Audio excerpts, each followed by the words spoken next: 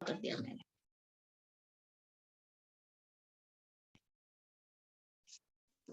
ठीक है, ओके। अच्छा,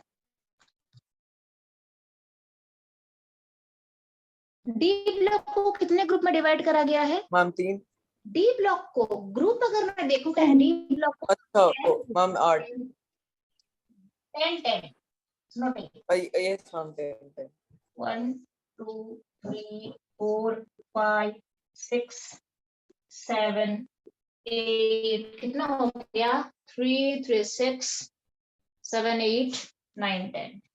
ओके, 10 ग्रुप में यहाँ पे इसको हम डिवाइड करते हैं। ठीक है, अब आपको मेन फ्रेम बता रही हूँ ताकि आपको पता चले कि जो 3D 4D 5D होते हैं, रीजनिंग क्वेश्चन जब आप करोगे तो आपको समझ में आ जाना चाहिए। ठीक है, अब एफ ब्लॉक को कितने ग्रुप में डिवाइड करा गया है? जिसमें एफ ब्लॉक जो नीचे का है वो एफ ब्लॉक है।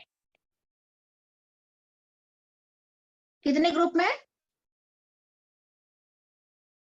14 ग्रुप। एफ ब्लॉक के लिए 14 ग्रुप।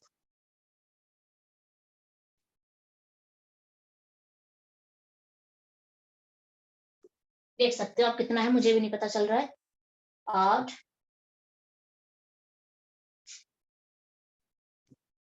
14 ग्रुप में एफ को डिवाइड करा गया। ठीक है, अच्छा अब हर एक पूरे पीरियड टेबल को कितने पीरियड में डिवाइड करा गया है? 7 पीरियड में डिवाइड करा गया है। 1 2 3 मैं यहाँ पे ले रही हूँ क्योंकि मुझे बाकियों को यहाँ पे डालना है। थोड़ा सा उतना परफेक्ट तो हुआ नहीं है क्योंकि बाकियों को मुझे थोड़ा बड़ा दिखाना पड़ेगा यहाँ पे और मेरे पास ऑप्शन नहीं है। ये थोड़ा छोटा हो चुका है बट इसको थोड़ा सा अगर फ्रेम वाइज चले तो ये ऊपर बढ़ जाएगा। नो प्रॉब्लम, कोई बात नहीं है। 1 2 3 4 5 6 एंड 7 पीरियड आ गया है तो यहाँ पे भी आप इसको एंड पूरे डी ब्लॉक को कितने पीरियड में डिवाइड करा गया है? डी ब्लॉक को 4 पीरियड में डिवाइड करा गया है।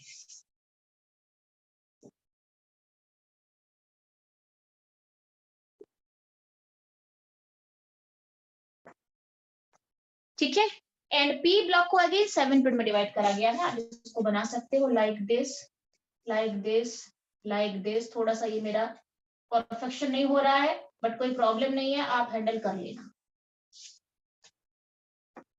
ठीक है, थोड़ा सा गैप में इधर उधर हो गया है, साइज इतना परफेक्ट नहीं है। ठीक है, अब आपको बताती हूँ कि ये फर्स्ट पीरियड है, इसको मैं रब भी करूंगी ना। फर्स्ट है, सेकंड है, थर्ड है, ये फोर्थ हो गया, फिफ्थ हो गया, सिक्स्थ हो गया एंड सेवेंथ हो गया। ठीक है, अच्छा तो मोस्टली आप थोड़ा मुझे बता सकते हो कौन से पीरियड से डी ब्लॉक का अपीयरेंस स्टार्ट होता है? कौन से पीरियड से? फोर्थ पीरियड से डी ब्लॉक का अपीयरेंस स्टार्ट हो जाता है। फर्स्ट सेकंड थर्ड में there is no d block but fourth period से डी ब्लॉक का आना स्टार्ट हो जाता है। इसे आप 1s कहते हैं। पहला वाला 1s है। ठीक है, और 1s के लिए ये पूरा एम्प्टी रहता है। 1s में खाली हाइड्रोजन होता है और लास्ट में एक हीलियम होगा, दैट्स ऑल। मुझे इसको भरने की जरूरत नहीं है बिकॉज मैं पी ब्लॉक नहीं पढ़ा रही हूँ अभी आपको। ठीक है, 1s है। उसके बाद आता है आपका 2s आएगा। इस सेकंड पीरियड को हम 2s कहते हैं इस वाले को, और 2s के साथ वाला जो होगा इसको हम 2p कहेंगे। ठीक है, वहां पे इसके बाद यहाँ पे 3s आ जाएगा। थर्ड वाले को हम 3s कहते हैं। 3s के साथ साथ जो जाएगा ये वाला 3p हो जाएगा। ठीक है, उसके बाद आ जाएगा फोर्थ पीरियड में 4s स्टार्ट हो जाएगा और 4s स्टार्ट होते ही डी ब्लॉक का आना भी स्टार्ट हो जाएगा। तो 4s के बाद यहाँ पे मुझे क्या लिखना है? 3d लिखना है। 3d के बाद 4s और यहाँ पे 4p आ जाएगा। ठीक है, 4p के बाद फिफ्थ में फिर 5s आ जाएगा। ओके, 5s के बाद क्या आएगा? 4d आएगा। क्या आएगा? 5s के बाद 4d आएगा एंड 4d के बाद अगेन क्या आएगा? 5p यहाँ पे आ जाएगा। ठीक है, 5p के बाद सिक्स्थ पीरियड में चलेंगे तो 6s आएगा और 6s के बाद क्या आएगा थोड़ा मुझे बता सकते हो आप?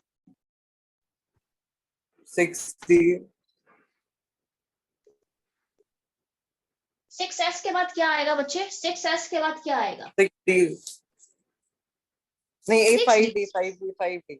मैं आपको बताती हूँ, कौन बताएगा मुझे परफेक्ट वाला? Ma'am 5d। मैम बोलना क्वेश्चन। मैं आपको पूछ रही हूँ यहाँ पे 4s के बाद 3d के बाद 4p 5s के बाद मैम 4b के 5D आएगा। एंड 6s के बाद फिर मैम क्या आ जाएगा? 5D। Ma'am 5d 5D। आएगा क्या?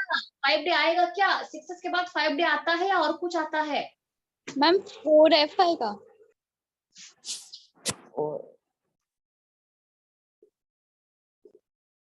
एफ ब्लॉक को 2 पार्ट में डिवाइड करी गई है, 4f एंड 5f। तो 6s के बाद 4f आएगा एंड 4f के बाद 5d आएगा। ऐसे आएगा, फिर ऐसे जाएगा 5d, और 5d के बाद फिर ये क्या होगा? 6p। ये तो मेन फ्रेम है। आप चाहे सीबीएसई करो, चाहे एंट्रेंस कर लो, कुछ भी कर लो, इसको थोड़ा सा आप लर्न कर लो कि कैसे प्रेडिक्टेबल का नेमिंग होती है, नंबरिंग होती है, किस तरीके का हम ब्लॉक में कैसे कन्फिग्रेशन कैसे लिखेंगे। 6p के बाद where should I go? 6p के बाद मैं कहा जाऊं? यहाँ पे 6p के बाद 7s आएगा, 7s आएगा। 7s के बाद मैम 5F। 5f आएगा। 5f के बाद ma'am 7D 6D sorry 6d and 6d के बाद 7p आएगा। This is the end of predictable. अभी तक मेरे पास 118 एलिमेंट के लिए ही जगह बनी है। ये लास्ट वाले को हम 118 नंबर है, ये बॉक्स है। तो 118 के बाद अगर ज्यादा एलिमेंट फिर डिस्कवर होते हैं तो फिर मुझे इसको मॉडिफाई करना पड़ेगा प्रेडिक्टेबल को। ठीक है, तो अगर आपको कोई भी एलिमेंट कैसे आप लिखते हो 1s2 2s2 2p6 3s2 3p6 4s2 3d, इस तरीके से 3d में जाते हो अकॉर्डिंगली जब आप लिखते हो तो कहां से चलेंगे? यहाँ से स्टार्ट करते हैं। 1s जाता है सबसे पहले, फिर 2s आता है, 2s के बाद 2p ले लेना, यस, 2 के बाद 2p के बाद 3s ले लेना, 3s के बाद 3p आ जाएगा, बीच में कुछ भी नहीं है। 3p के बाद 4s आएगा, 4s के बाद 3d आएगा जो दिख रहा है मुझे यहाँ पे, 3d के बाद 4p आएगा एंड 4p के बाद 5s आएगा, 5s के बाद 4d आएगा। अकॉर्डिंगली आप उसको जा सकते हो। 4d के बाद 5p again. If you are missing the rule n+l rule के अकॉर्डिंग जो भरी जाती है, अगर आप वो मिस कर रहे हो, रटने में दिक्कत हो रही है, तो आप इस तरीके से भी थोड़ा लर्न कर सकते हो। 5p के बाद अगेन 6s आ जाएगा। 6s के बाद क्या आना चाहिए? 6s के बाद क्या आना चाहिए? 4f आ जाएगा, यहाँ पे नीचे आ जाएगा। 4f के बाद फिर 5d आएगा, 5d के बाद फिर मेरा 6p आ जाएगा यहाँ पे, 6p के बाद फिर 7s आएगा, 7s के बाद फिर 5f आएगा, उसके बाद 6d और फाइनली 7p आ जाएगा।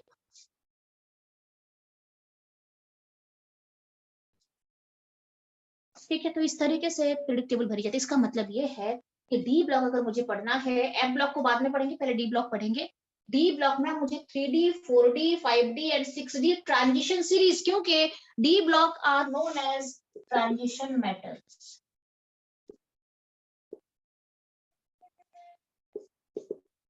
और इसका जनरल कॉन्फ़िगरेशन क्या होता है? यहाँ पे कोई भी एलिमेंट रहेगा, कोई भी एलिमेंट रहोगे, अगर मुझे बताना डी ब्लॉक का टोटल कैपेसिटी कितना है, डी ब्लॉक का टोटल कैपेसिटी कितना हो जाएगा? टोटल कैपेसिटी 40 ना, 10 ग्रुप है और 4 पीरियड है, 10 into 4 is 40 elements D block में रहता है। और इसका जनरल कॉन्फ़िगरेशन क्या हो जाएगा? कोई भी एलिमेंट अगर इसके बीच रहता है तो क्या होता है? इसका general configuration n-1 d1 to 10 ns1 to 2 हो जाएगा। ये इसका जनरल कॉन्फ़िगरेशन है।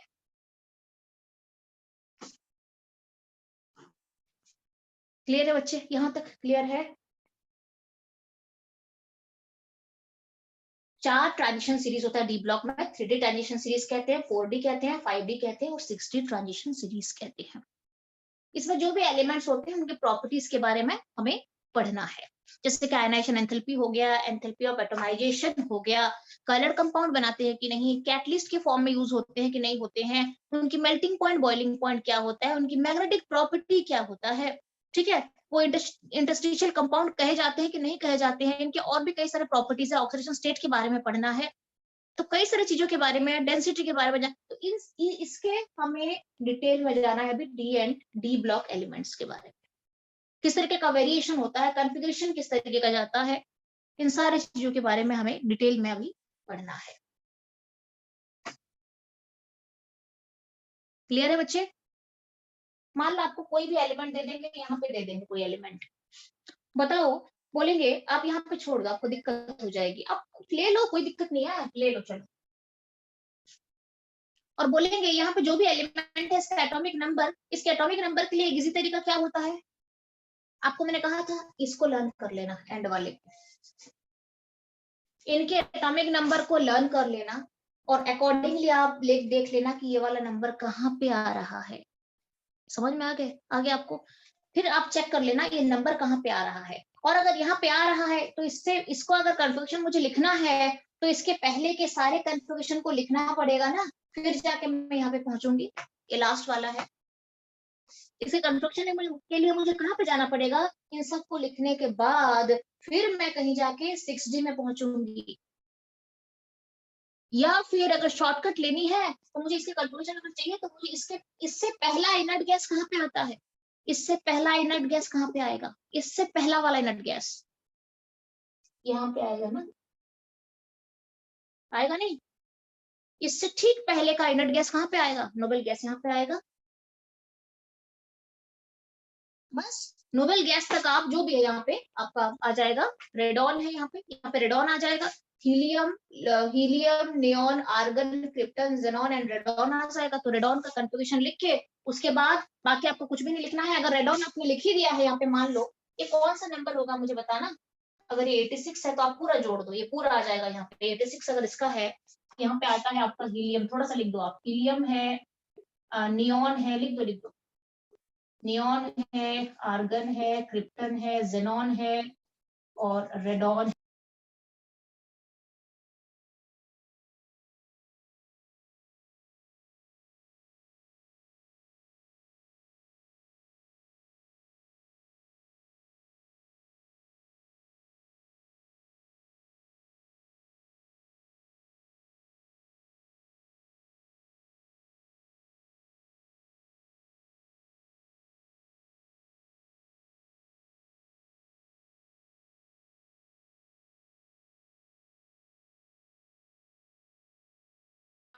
जेनॉन कॉन्फिडेंट रहो, आप ना इस तरीके से हो, मतलब डाउट नहीं बननी चाहिए ज्यादा। कुछ भी क्वेश्चंस देते हैं तो आप नहीं है कि क्वेश्चंस खाली मैम रिजल्ट जान आपकी के वॉइस चल। अभी थोड़ी देर ये कॉल आया था ना, इसलिए ऐसा हो गया है। ठीक हो जाएगा, ठीक हो जाएगा ये।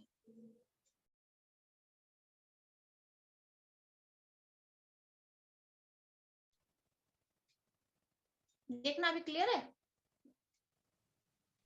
Yes ma'am.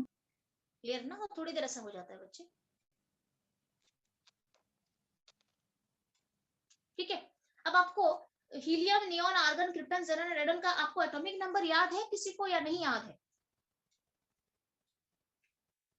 इन सब के एटॉमिक नंबर याद है?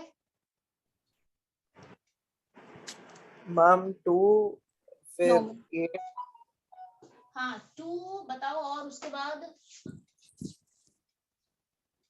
मैम फिर 10 मैम 10 होगा नियॉन का।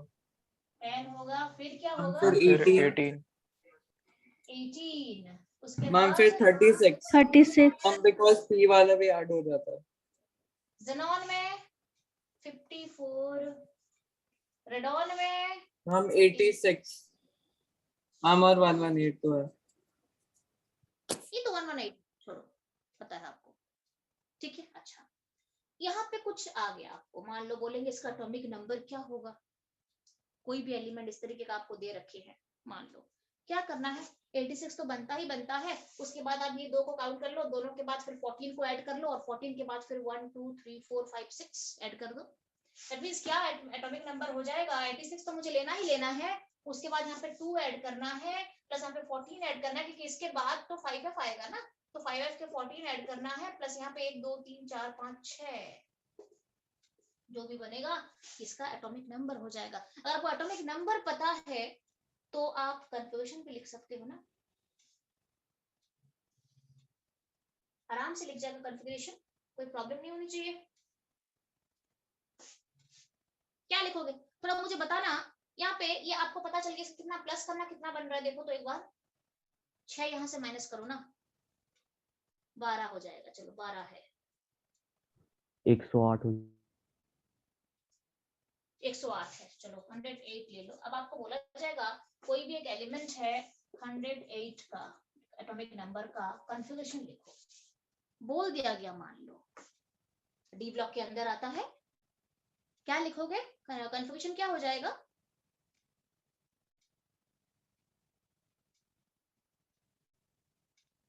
क्या लिखना है आपको? यहाँ पे मान लो ये 108 आ गया इसका एटॉमिक नंबर। अब यहाँ पे इसको मान लो आप ये x है एलिमेंट, बोले कॉन्फ़िगरेशन लिखो, इलेक्ट्रॉनिक कॉन्फ़िगरेशन लिखो। क्या लिखना है?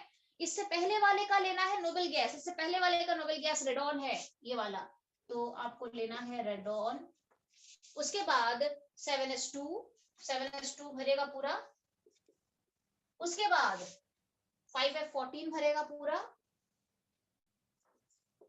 14। उसके बाद 66। क्लियर है कि नहीं देख लो, क्लियर है कि नहीं देख लो पहले, फिर मुझे पूछो दिख रहा है कि नहीं। समझ में आया मैंने इस एलिमेंट का एटॉमिक कॉन्फ़िगरेशन कैसे लिखा? इससे पहले वाले नोबेल गैस में चले जाना है आपको, रेडॉन है, उसको बॉक्स में डाल दो। मतलब ये अंडरस्टूड है कि यहाँ तक हमने लिख दिया है, जरूरत नहीं है आप उनको रिप्रेजेंट करके दिखाने की। उसके बाद जितने भी हैं 7s2 भरेगा, फिर 5f14 भरेगा, फिर यहाँ पे 66 भर जाएगा। इस तरीके से अगर क्वेश्चन आता है अपना मैम दिमाग 4f होगा ना? 4f क्यों होगा? ये 5D में तो नहीं है, यहाँ पे होता तो 4f होता। ये तो यहाँ पे नीचे है ना,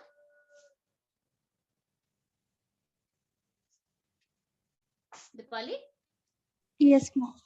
ये नीचे है ना, नीचे का मतलब 60 से पहले तो 5f भरेगा ना।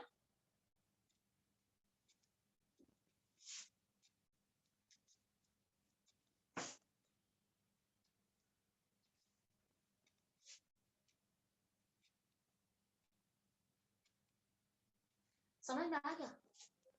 Yes ma'am. अब आपको मैं एलिमेंट्स पे लिख के बताऊंगी कि कौन से एलिमेंट में क्या क्या होता है। अभी हम फोकस करेंगे खाली 3D, खाली हम डी ब्लॉक में फोकस करेंगे, बाकियों को मैं अभी तो रब कर दूंगी ना पूरा। यहाँ में किसी को डाउट है तो मुझे पूछ सकते हो आप, किसी को पिक रखना है तो पिक लेके रख सकते हो आप, ताकि अगर आपने अच्छे से नहीं भी बनाया है तो आपको एटलीस्ट एग्जाम के टाइम में हेल्प करना चाहिए सब चीजें।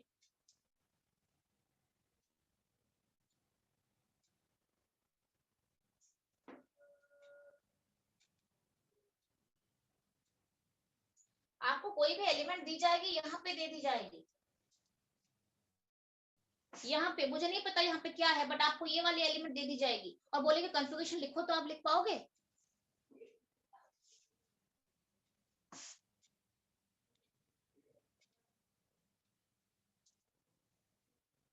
लिख दोगे ना?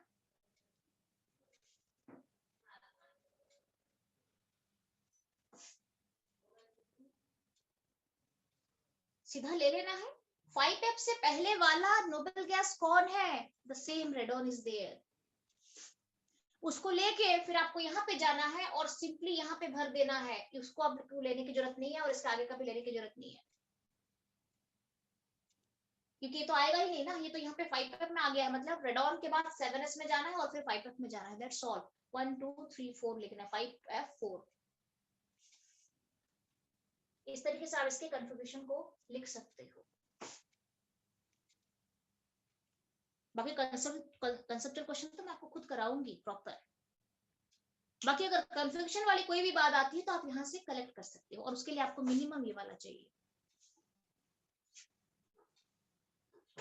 अर्पित क्लियर है? Yes ma'am. क्लियर है। अब इसको मैं रब करने जा रही हूँ, मैं सीधे जा रही हूँ अभी डी ब्लॉक एलिमेंट में जा रही हूँ। किसी अगर है पॉसिबल है तो इसका पिक ले सकते हो, आप लेके रख दो दीपाली। मैंने लिख लिया। लिख दिया है, बहुत अच्छा है। फिर भी एक पिक ले लो, क्योंकि बहुत बच्चे वैसे भी होते हैं जो लिखते भी नहीं है क्लास में, ले लिया तो वो मैम। एटलीस्ट। हाँ ले लिया ना, ठीक है। मैं भी इसको रब करने जा रही हूँ। तो इसका मतलब क्या है कि 3D 4D में, 3D और 4D, ये 3D था ऊपर मैंने रब कर दिया अभी, ये 3D था और ये 4D है। 3D 4D में F ब्लॉक का कोई काम है?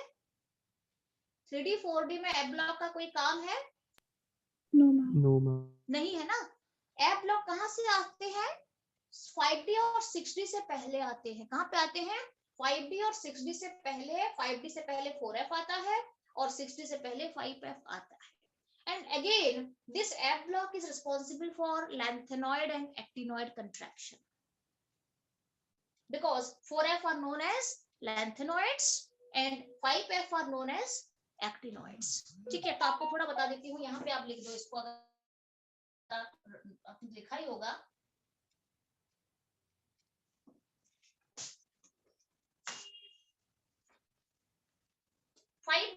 कहाँ गया? 7S के बाद मेरा 4F आता है, सॉरी 6S के बाद 4F आता है और 4F के बाद 5D आता है। 6S के बाद 4F और 4F के बाद 5D। सिमिलरली 7S के बाद 5F और 5F के बाद 6D आता है। अगेन 5F को हम कहते क्या है? लैंथेनॉइड। और 5F को हम क्या कहते हैं? एक्टिनॉइड कहते हैं। ऐसा क्यों कहते हैं? 5F पे 4F को हम लैंथेनॉइड्स क्यों कहते हैं? क्योंकि यहाँ पे ना 5D में एक एलिमेंट है, पहला में लैंथेनम है, La लैंथेनम, और लैंथेनम के बाद एक एलिमेंट हम भरते हैं 5D में, और लैंथेनम के बाद मेरा स्टार्ट होता है 4F का सीरीज पूरा भरता है, और फिर यहाँ से फिर ये भरने के बाद ही मेरा यहाँ पे हाफनियम आता है, फिर वो स्टार्ट होता है। तो लैंथेनम और हाफनियम के बीच में ये 4F का 14 एलिमेंट्स भी रह जाते हैं, and that's why the name is lanthanoids. Similarly 6D series में एक एक्टिनॉइड आता है, एक्टिनम आता है, एक्टिनम, और एक्टिनम के बाद 5F सीरीज का स्टार्टिंग होता है। तो F और यहाँ पे हाफनियम है, रदरफोर्डियम है, सॉरी ये हाफनियम है, रदरफोर्डियम है। एक्टिनम और रदरफोर्डियम के बीच में ये 14 एलिमेंट 5F के रह जाते हैं पूरे, तो इसीलिए इसको एक्टिनॉइड्स कहा जाता है बेसिकली। तो जब हम 5D और 6D सीरीज में जाते हैं तो लैंथेनॉइड और एक्टिनॉइड का जो है वो आना स्टार्ट करते हैं, तो और वहां पे मुझे लैंथेनॉइड एंड एक्टिनॉइड कंट्रैक्शन देखने को मिलती है। कंट्रैक्शन का मतलब होता है the poor shielding effect of F block elements are known as lanthanoid contraction. The effects or changes due to poor shielding effect of F block is known as lanthanoid contraction. तो lanthanoid and actinoid contraction कहाँ पे आते हैं? 5D और 6D में appear होते हैं elements के पास। यहाँ पे कोई फर्क नहीं दिखेगा, नॉर्मल जाएगा 3D एंड 4D में। ठीक है, तो अब इसको मैं रब करके छोटा सा फिगर यहाँ पे बना के आपको बताती हूँ।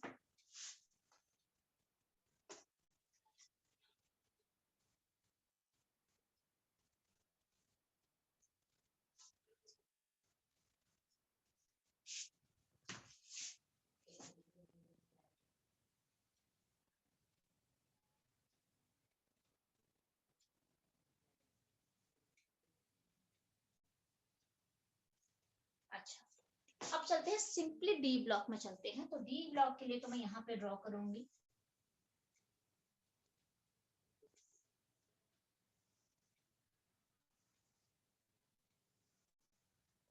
ठीक है, 4 सीरीज है, 1 2 3 एंड 4। उसके बाद मुझे बाकी एस और पी ब्लॉक की जरूरत नहीं है यहाँ पे। यहाँ पे चलते हैं 1 2 3 एंड 4 and 5 6 7 8 9 10 आई थिंक। ठीक है, ठीक है, ये मेरा डी ब्लॉक है। थोड़ा अगर आप स्टार्टिंग 3D के तो आप लर्न कर ही लेना, 3D के लर्न कर लेना, और पहला वाला जो थर्ड ग्रुप है उसको लर्न कर लेना, यहाँ पे सेकंड वाला भी लर्न कर लेना, ये दोनों लर्न कर लेना, पूरा 3D के पूरे लर्न कर लेना। और यहाँ पे एक दो चीजें हैं जो आप लर्न करोगे तो उससे क्वेश्चंस आते हैं, सिल्वर से, गोल्ड से, प्लैटिनम से अगर आया, या कैडमियम से आ गया, मर्क्यूरी से आ गया, तो आप थोड़ा सा यहाँ पे भी हैंडल कर सकते हो। बाकी ये है 3D सीरीज, ये 4D सीरीज, ये 5D सीरीज, ये 6D सीरीज। अच्छा, ठीक है, and these are known as transition metals. Transition metals के ऊपर भी क्वेश्चन आता है।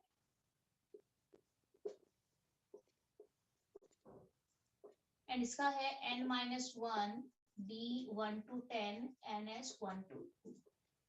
इसका ये कॉन्फ़िगरेशन है। बाकी 3D 4D तो ठीक है, बाकी 5D से पहले क्या आता है बच्चे? 5D से पहले आ जाता है 4F आता है, और 6D से पहले आता है 5F आ जाता है, ध्यान रहे। इससे पहले 4F भरेगा, फिर हम 5D में आएंगे, और 5F करने के बाद फिर 6D में आते हैं। तो 6D सीरीज 5D सीरीज में मुझे कोई क्वेश्चंस आते हैं, तो एक टर्म वहां पे लिखी जाती है, व्हाट इज दैट? 4F में lanthanoid contraction.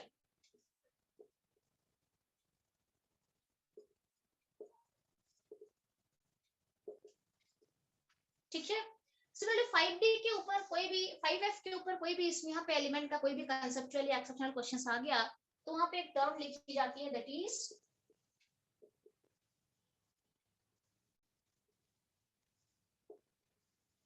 and what is lanthanoid contraction? The effect or change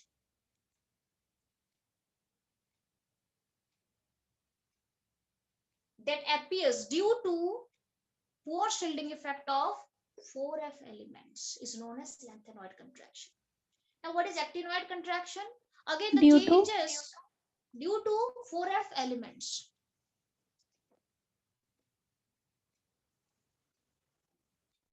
Due to poor shielding effect of 4F orbitals in 4F group. आप लिख सकते हो due to poor shielding effect of F orbitals in lanthanoids. अगर आपको लिखना है lanthanide contraction क्या लिखोगे? The changes or variations that occurs due to poor shielding of F orbital in lanthanoids. What is this? The changes that occurs due to the poor shielding effect of F orbitals in actinoids. ये actinoid का series है, ये lanthanoid का series है, तो इसको कहते हैं lanthanide contraction and actinoid contraction. अब हम सीधे चलते हैं, थोड़ा इसको भर लेते हैं। 3D में कहां से स्टार्ट होता है? स्कैंडियम से स्टार्ट होता है, उसके बाद वेनेडियम आता है, स्कैंडियम के बाद आता है आपका टाइटेनियम आता है, उसके बाद वेनेडियम आता है, क्रोमियम आता है। बताते चलो, याद है तो बताते चलो, याद है? क्रोमियम के बाद मैंगनीज आता है, उसके बाद आयरन आता है, उसके बाद कोबाल्ट आता है, उसके बाद निकल आता है, उसके बाद कॉपर आता है, उसके बाद जिंक आता है। इसको तो मिनिमम लर्न करना है डी ब्लॉक एलिमेंट में, जो आपकी ऑलरेडी आपने कर रखा है एटॉमिक स्ट्रक्चर में, तो 11th क्लास में। Scandium, titanium, vanadium, chromium, manganese, iron, copper, निकल, कोबाल्ट, निकल, कॉपर एंड जिंक। ये है 3D के ट्रांजिशन सीरीज के एलिमेंट्स। ये इजी हो जाएगा, ऐसे थोड़े बहुत आपको बता दूंगी ना, पॉइंट्स लिखवा दूंगी, चैप्टर डन है, बाकी तो क्वेश्चंस कराऊंगी आपको मैं। यहाँ पे जिंक के नीचे कैडमियम होता है, और उसके नीचे मर्क्यूरी होता है, और उसके नीचे कोपरनिशियम होता है, Cl। ये पहले नहीं था, 2-3 सालों में ही ये डिस्कवर होके आया है, उससे पहले नहीं था, ये 3-4 सालों की बात कर रही हूँ मैं। ठीक है, तो ये है जिंक के नीचे 4D 5D में, इसके नीचे क्या आ जाएगा? कैडमियम है, मर्क्यूरी है और कोपरनिशियम है। अब अगर मैं पूरे यहाँ पे भरूं तो यहाँ पे क्या आ जाएगा? थोड़ा सा मुझे, मैं भूल जाऊंगी शायद, मैं देख लेती हूँ फिर भी क्या है। यहाँ पे वाइट्रियम आएगा, यहाँ पे जिरकोनियम आएगा, नायोबियम आएगा, मोलिब्डेनम आएगा, टेक्नीशियम आएगा यहाँ पे। ठीक है, यहाँ पे रुथेनियम आएगा, यहाँ पे रोडियम आएगा, और यहाँ पे हम सिल्वर आएगा।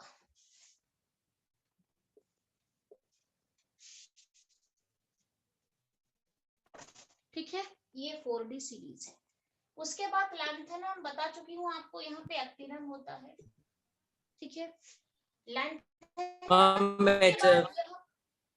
हाफनियम आएगा, टैंटलम आएगा यहाँ पे।